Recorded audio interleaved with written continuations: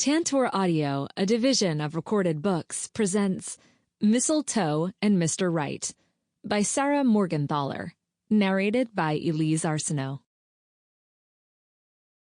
Chapter 1. Someone had drawn a giant penis in the snow. At least it's anatomically correct. Newly minted Moose Springs, Alaska property mogul Lana Montgomery tilted her head, considering the artwork carved so precisely into the mountainside. A snow angel might have been more appropriate. Ben, her construction manager, scratched the back of his neck, trying and failing to keep a professional tone. It is 2 weeks until Christmas. Yes, but then the message might have been lost. At least the mistletoe is a nice touch. Nothing said screw you like an acre-wide penis pointed at your future construction site. Ben exhaled a breath into the cold winter air as if trying to cover a snort. The locals are consistent. I'll give them that. The penis was causing problems, as penises tended to do. The artwork was the most recent in a long list of attempts by the Moose Springs locals to halt Lana's luxury condominium project. At least the snow art was refreshingly different from her normal issues. An accountant stealing from the family company here, insufficient returns from an ill-advised investment there, and bad PR from someone in the family playing too hard with the Montgomery money, just about everywhere. A cheerful approach to life meant Lana was good at smoothing things over, but cheerfulness didn't help the slight crow's feet at the corners of her eyes or the permanent stress line trying to carve itself into her forehead. 32 was too young to feel the weight of her responsibilities this heavily. I can get a snowcat out here to level this out, Ben offered. Let's leave it for a while. Lana smiled congenially at her contractor. Let them have their fun. Someone went to an awful lot of effort to put this here without being seen, and I'd hate to disappoint them. Plus, who knows what they might choose for the follow-up pièce de résistance. They don't get to you at all, do they? I'm not completely immune to the attention. Lana scooped a handful of snow into her gloved palm. I'm also hoping it won't take too much time before they stop being angry with me. You did buy up the entire town, Ben said with an amused look. Folks in a place this small don't take that sort of thing lightly. Property owners hold a lot of political sway in Moose Springs. We can't build a condominium on a mountainside without the town council's approval. And you wonder why they don't like you. Ben softened his teasing with a good-natured chuckle. Don't worry. As soon as the place gets built, they'll get used to it.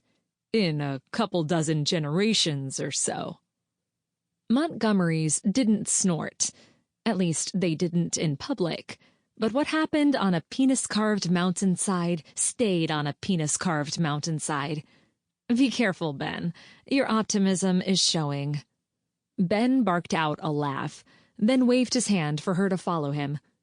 She lobbed the snowball toward the closest mistletoe leaf before heading back to her snowmobile. It slipped and slid on the loose, powdery snow until she maneuvered into Ben's tracks. They circled the mountainside property the Montgomery group had purchased from Moose Springs Resort, and then tightened the circle to where her eventual luxury condominiums would be built. Keyword, eventual. At the top of today's to-do list was checking on the construction site progress. As sites went, this one was sorely lacking. So far, they'd only driven tall stakes with bright orange plastic flags on the tops to mark the boundaries of what would soon become the riskiest venture Lana had ever started. The condominiums were meant to lure the rich and powerful from all over the world into permanently sinking their wealth into the town of Moose Springs, instead of simply arriving for a 2-week ski vacation every other year. New residents would enjoy all the amenities of the resort with the permanence of a personal vacation home. If Lana could get the darn place built. As they reached the top of the site, highest on the mountainside, the town was at its best view. The lake below Moose Springs Resort had frozen over, now crisscrossed with tracks from snowmobiles and sledding children. Nestled in the bottom of the valley were tiny buildings set among thick stands of evergreen, the homes and businesses and people of Moose Springs, the lifeblood of this town. Lana loved Moose Springs in a way she'd never loved anything before. It had stolen her heart and soul since her first visit as a young child, and she was determined to drive a stabilizing steel bar through the picturesque Alaskan town's shaky, tourism-driven economy, no matter what. But just because she believed in what she was doing didn't mean the town did too. Lana hadn't given up hope she could get them on board with her plans, but as of yet, she had very little support in either the community or her holding company. "Ask for forgiveness, not permission," she said to herself as they slowed. Calling forward over the rumble of the engines, she asked Ben, "Are you sure we can't break ground sooner?" "Not unless we want to be digging through 8 feet of snow." Lana's work schedule limited her time in Moose Springs, but she was invested in doing this project right. For months, she and Ben had been up to their elbows in architect plans, zoning requirements, and a sleigh full of red tape. She'd hoped their progress would have been further by now. "I thought construction during winter was common in Alaska," Lana said. "Yeah, if you need a roof replaced or a kitchen remodeled. Not this behemoth." "Listen," Ben said, "it's not impossible, but the costs for site prep are going to skyrocket, and there's not much we can do about getting material in until the access road gets widened and the gravel down. Ever try to off-road a semi loaded with heavy equipment?" "Point made. We wait until spring." When Ben opened his mouth, Lana added, "Early spring. I'm getting this done as fast as humanly possible. And Ben, when you start hiring day labor, supplement your crew with as many local hires as you can. Please.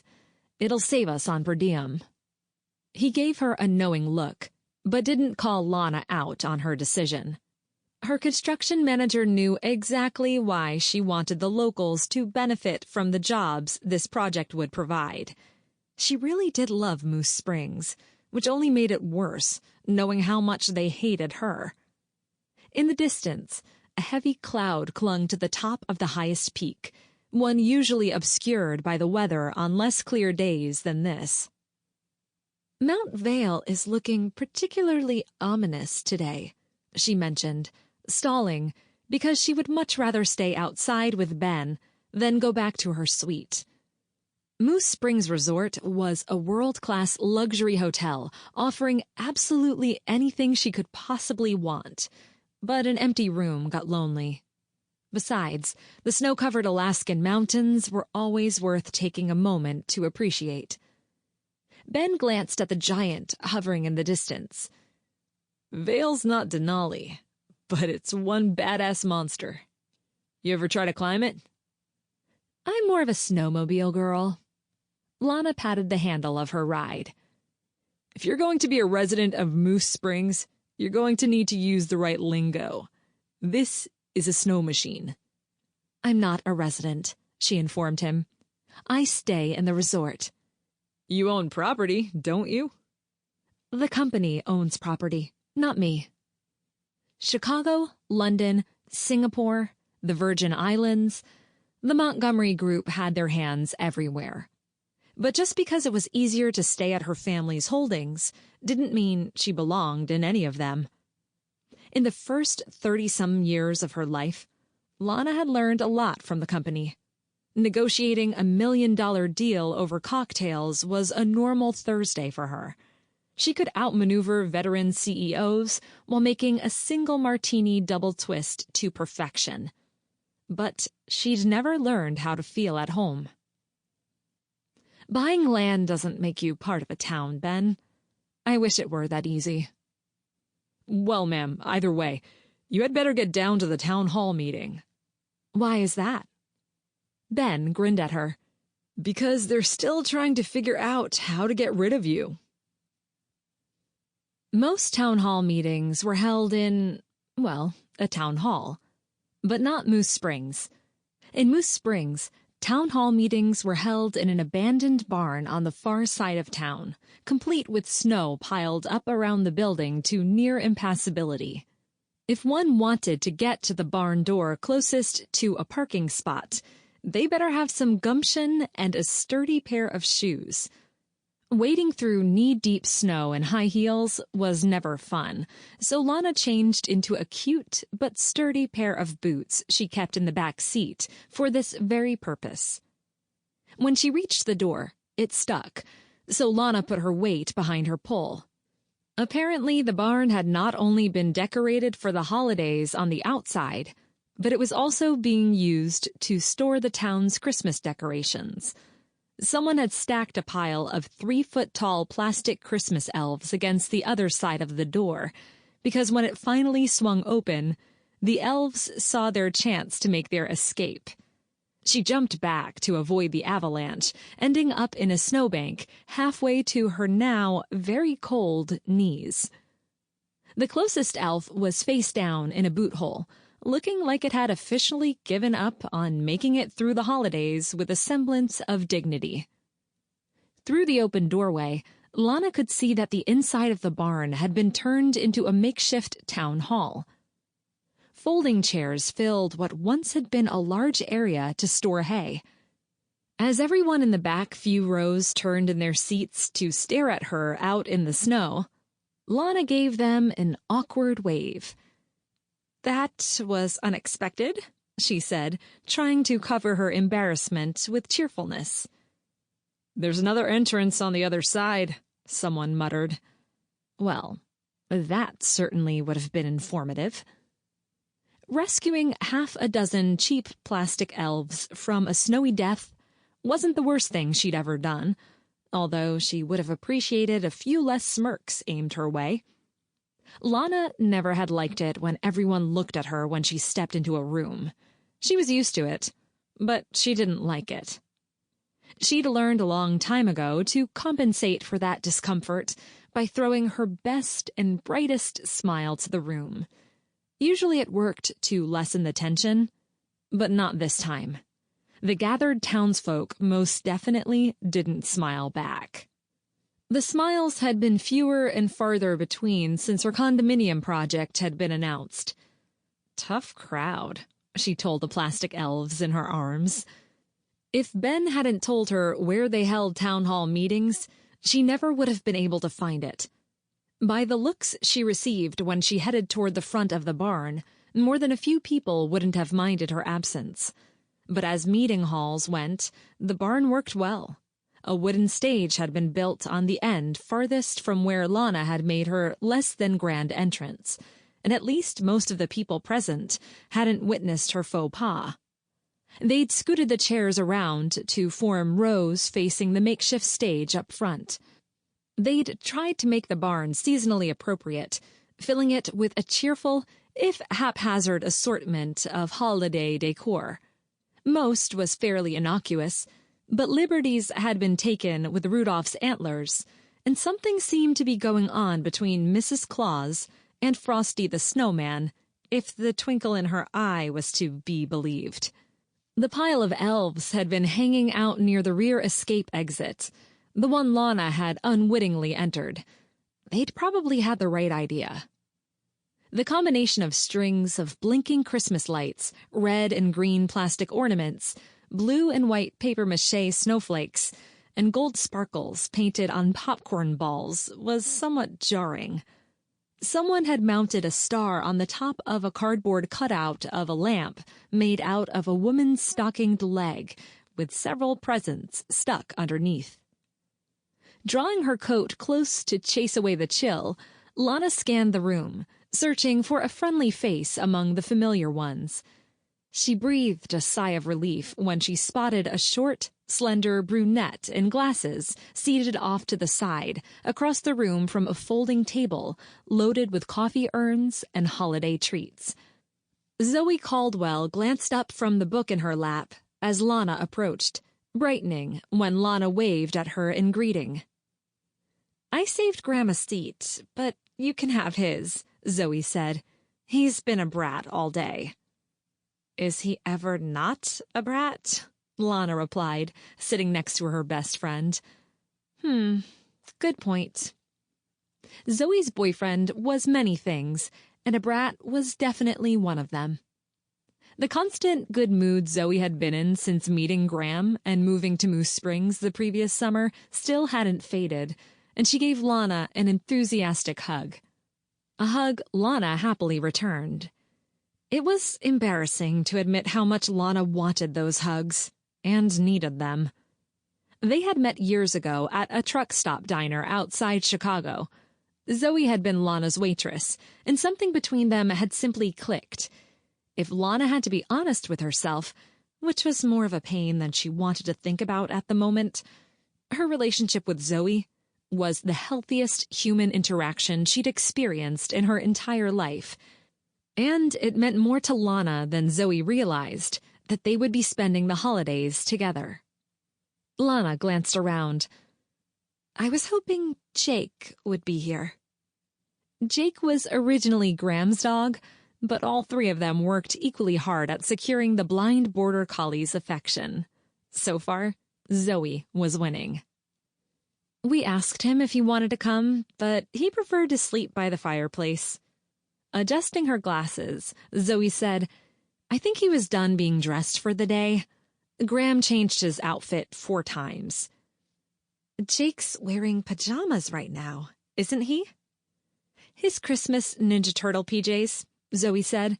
"They're his favorite." They both knew whose favorite those PJs actually were. "How did the meeting go?"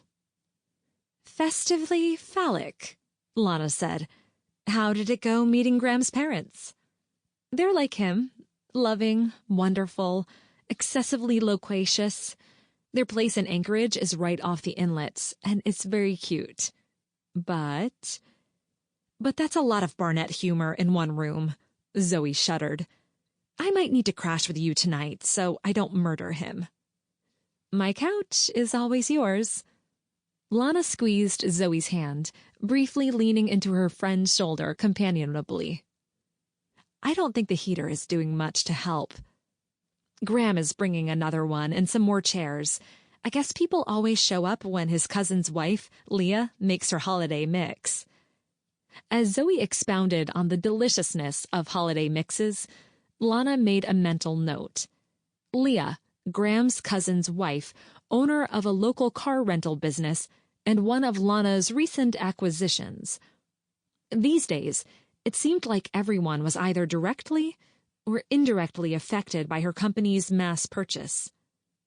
"You have your work face on." Zoe nudged Lana with her elbow. "You've been running 100 miles an hour since this summer. You need a day off." "If I took a day off, I wouldn't know what to do with myself," Lana replied. Zoe wasn't wrong, though. Lana was dying for a day of no phone calls, no emails, and no penises. "Have you ever been to one of those things?" Zoe asked. Lana started to answer, but Zoe was immediately distracted as her boyfriend arrived, his muscled arms full of space heaters. Graham Barnett, a cheerful Alaskan local in his late 20s, was about as handsome as a man could get. Tall and broad-shouldered, Graham tried his best to be lazy as often as life would let him, which wasn't very often these days. Despite his best efforts to the contrary, Graham's small one-man diner, the Tourist Trap, had become a foodie sensation for the thousands of guests who passed through Moose Springs every year. Despite trying to run his customers off with grumpiness and bad service, they just kept coming back in droves, Lana included. His specialty cocktail, the Growly Bear, had become world-renowned, in spite of Graham thinking they were disgusting. Considering Graham had wanted to be a professional chainsaw artist and live a life of solitude in the woods, he found the entire successful entrepreneur thing to be very disappointing. Pausing just inside the doorway, Graham searched for Zoe in the crowd. Beside her, Lana could hear Zoe's breath catch. The pair met the previous summer over one of those growly bears when Zoe had joined Lana on a 2-week vacation over the 4th of July. Since the moment they first locked eyes, the diner owner had been smitten. And, since Zoe had chosen to stay in Moose Springs permanently, the pair had been inseparable. Happy was a good look on both her friends. "Hey, Romeo, move it," a muffled female voice spoke up from behind Graham. "My arms are getting tired." Chuckling, he moved into the barn, looking for a place to set his heaters. Graham's best friends, the very tall, very man-bunned Easton, and Easton's heavily tattooed twin sister, Ashton, followed him, their arms full of extra folding chairs. Where one found a Graham, one usually would find the Lockett twins, although it was impossible to identify the leader in their little trio. Easton's expression was hidden behind his reddish-brown beard, but Ashton's super-short, multicolored, spiky hair was both visible and fabulous. "I wish I could pull off that style," Lana said as she watched Ash, fingers absently touching her shoulder-length auburn locks. The closest she'd come to exciting was freshly redone lowlights for the winter. "I wish I were brave enough to." Zoe crooked a grin at Lana. "Brace yourself. A Moose Springs town hall is nothing like what you'd expect. They get a little weird. Quirky weird or get out of the room weird. It's more like... Do you remember that guy who always came in at the end of my shifts on Friday nights? The one with the underwear? Or the one without?" "The one without." Zoe rubbed her hands together to warm them. "This will be worse." In a place where Lana was an outsider, being reminded of her and Zoe's shared history caused a rush of affection to wash over her. And she wasn't the only one overwhelmed with affection for Zoe Caldwell. Graham's face split into a broad, almost silly grin as he strode across the room, ignoring the leg lamp and heading straight for them. He dropped into the seat Zoe had saved on her other side and kissed her. "Hey there, Zoe Bear." He wrapped his arm around her shoulders, giving her the perfect place to snuggle for warmth at his side. Over Zoe's head, Graham offered Lana an amused look. "Greetings, Supreme Overtaker." "Graham, stop." Zoe frowned at him, poking his stomach with a finger. "You're going to make her feel bad." "He's only teasing me," Lana said. "Graham teases the people he likes." "See?" Graham flashed her that charming look of his, the one that always got him out of trouble. "Elle knows me." That was true enough. Most importantly, Lana knew that of all the locals, Graham hated her plans for Moose Springs the most. He'd spearheaded most of the attempts to delay her condominiums, and he wouldn't mind one bit if her project failed. But that didn't mean he wasn't her friend. He'd still hug her when he saw her, and get mad if someone called her a rude name. He'd let her throw rambunctious parties at his diner if she needed a distraction for the evening. And he'd break pretty much every no-tourist rule he had for her in the name of a friendship they'd been cultivating for several years now. They just didn't always agree on the tourism thing. "I'm going to get myself a treat." Lana stood up, smiling warmly at her friends. "Would you like anything?" "Usually I'm the one tossing food your way. I'm happy to sit back and let you be the bearer of delicious things." "I'd like a coffee, please," Zoe said.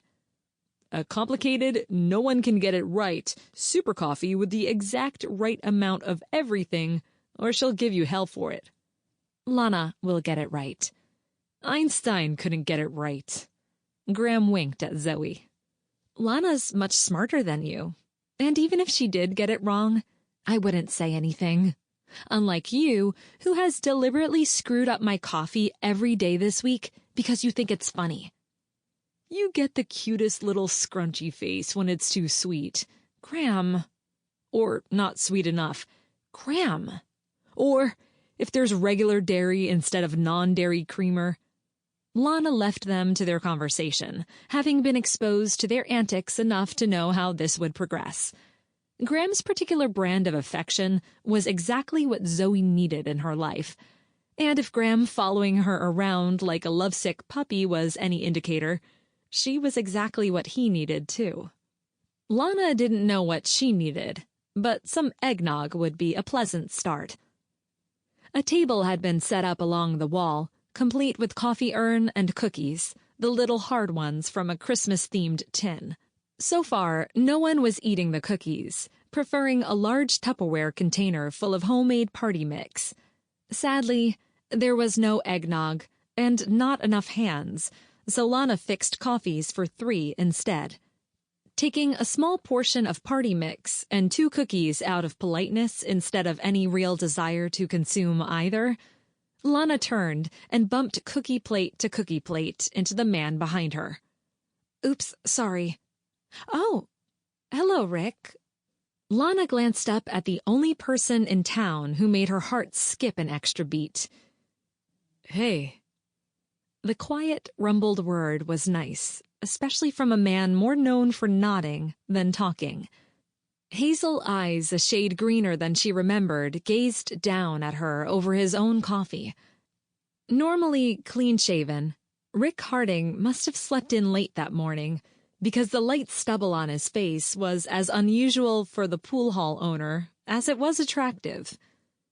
There had been a time when Lana had considered Rick somewhat average height, somewhat larger than average muscular build, with a strong jaw on a pleasantly attractive face.